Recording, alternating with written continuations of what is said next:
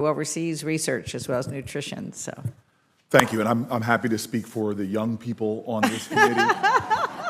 Senator as their elder, Senator Grassley and I are the youngest of spirit here, I think. I just want that for the record. I'm not going to live that down. Undersecretary, I have one judgment real quickly. You clearly went to the second best North Carolina school, not North Carolina Central, which is my dad's university. So I assume you just couldn't get into North Carolina Central. You got me there. Okay, good, good. We have a crisis in American farming. It's really stunning. The number of small farmers that are losing their farms is dramatic. My colleague mentioned about the corporate concentration. I visited farmers in the Midwest, saw their deeds to the land from like 4 generations ago in the Homestead Act, and yet the economics just don't work for them like it did for those 4 generations previously.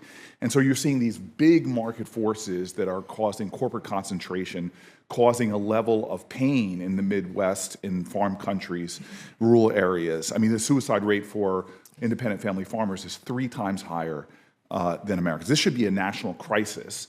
Yet we are doing things that are aiding and abetting the massive concentration of farms.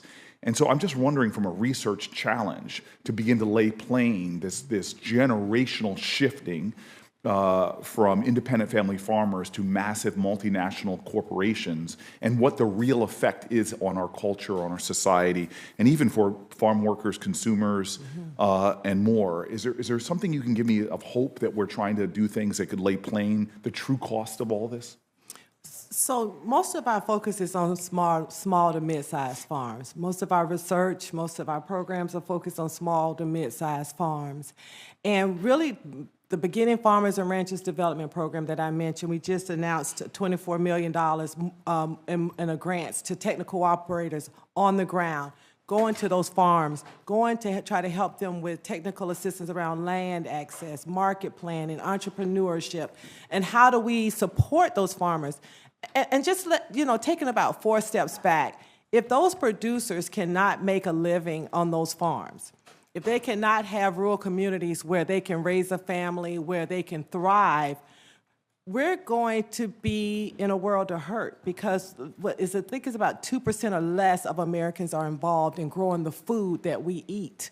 And so if we can't find a way to make those farmers successful and be vital, let's just say it's a high priority for us. And we're investing a lot of research and really trying to be able to respond to how do we reduce inputs? How do we increase the economic advantages? Right. How do we do things like value-added products? And so, and I agree. And so, as we look to the next Farm Bill, I hope we can really invest in research to provide those farmers with scale-appropriate innovations and the tools they need.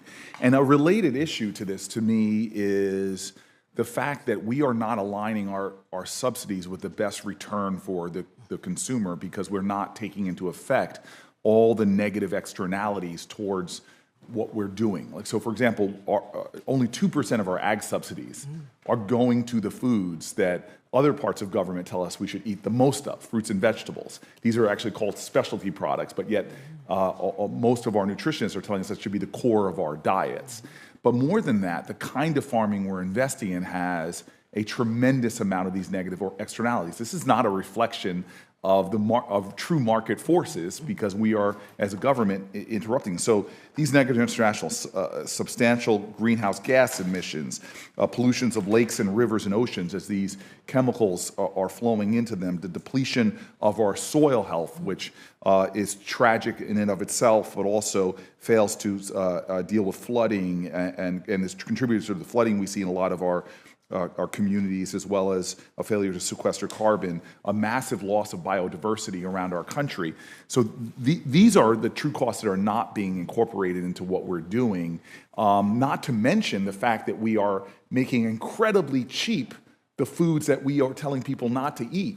My kids in Newark walk into a corner grocery store, and a Twinkie product is so much cheaper than an apple, because all of our billions of dollars of subsidies go to everything in the Twinkie product and nothing to healthy food. So then our taxpayers pay twice by paying for the Medicaid, Medicare cost, the explosion of diet-related diseases, because we, as a country, have decided we're going to make cheap and easy available foods, empty nutrition, and the like.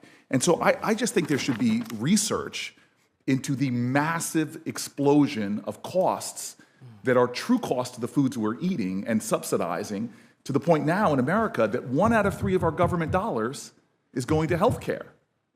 And almost 1 out of 5 of our dollars in our entire economy is going to health care, and 80% of it is preventable diseases, most of which is related to the foods that we're subsidizing. And so that's the insanity that I think we're in. We're a frog in boiling water right now as a country, where if diabetes, strokes, heart disease, even what people call type 3 diabetes, which is Alzheimer's, keeps going up at the same rate. In the next 25 years, it won't be 1 out of 3 government dollars going to health care. It'll be 1 out of 2 government dollars. And so you could be the canary in the coal mine by screaming right now with the right research to expose, I think, more of the truth of how we are digging our own grave. And I'm not being metaphorical here, with the number of people that are dying based upon the way we've designed our food system. So could you comment on that? And I'm out of time, but if you would, just give me a quick note.